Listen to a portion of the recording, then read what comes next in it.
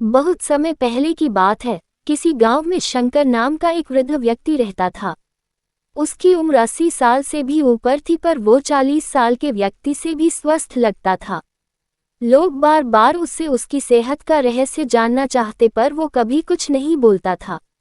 एक दिन राजा को भी उसके बारे में पता चला और वो भी उसकी सेहत का रहस्य जानने के लिए उत्सुक हो गए। राजा ने अपने गुप्तचरों से शंकर पर नजर रखने को कहा। गुप्तचर भेष बदलकर उस पर नजर रखने लगे। अगले दिन उन्होंने देखा कि शंकर भोर में उठकर कहीं जा रहा है। वे भी उसके पीछे लग गए। शंकर तेजी से चलता चला जा रहा था। मीलों चलने के बाद वो एक पहाड़ी पर चढ़ने लगा और अचानक ही गुप्तचरों की नजरों से गायब हो गया। गुप्तचर वहीं रुक उसका इंतजार करने लगे।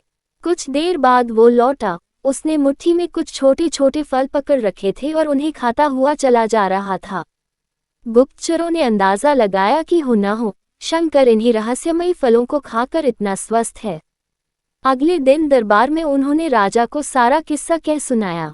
राजा ने उस पहाड़ी पर जाकर उन फलों का पता लगाने का आदेश दिया, पर बहुत खोजबीन करने के बाद भी कोई ऐसा साधारण फल वहां नहीं दिखा। अंततः थक हार कर राजा शंकर को दरबार में हाजिर करने का हुक्म दिया। राजा शंकर, इस उम्र में भी तुम्हारी इतनी अच्छी सेहत देखकर हम प्रसन्न हैं। बताओ, तुम्हारी सेहत का रहस्य क्या है? शंकर कुछ देर सोचता रहा और फिर बोला, महाराज, मैं रोज पहाड़ी पर जाकर एक रहस्यमयी फल खाता हूँ, वही मेरी सेहत का रहस्य है। ठीक है, चलो हमें भी वहां ले चलो और दिखाओ वो कौन सा फल है।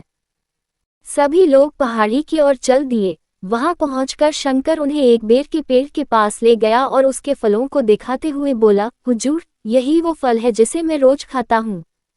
राजा क्रोधित होते हुए बोले, तुम हमें मूर्ख समझते हो।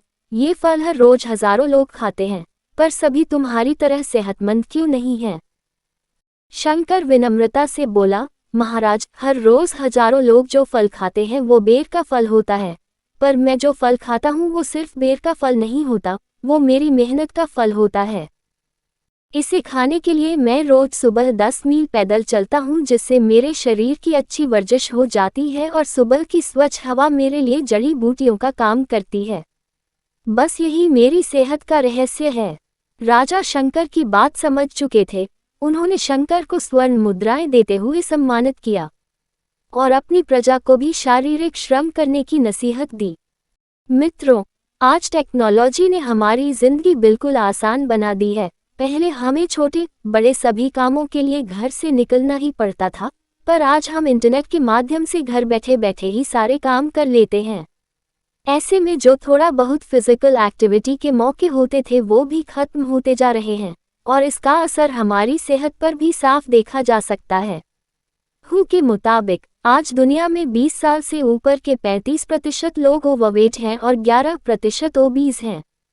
ऐसे में ज़रूरी हो जाता है कि हम अपनी सेहत का ध्यान रखें और रोज़मर्रा के जीवन में शारीरिक श्रम को महत्व दें।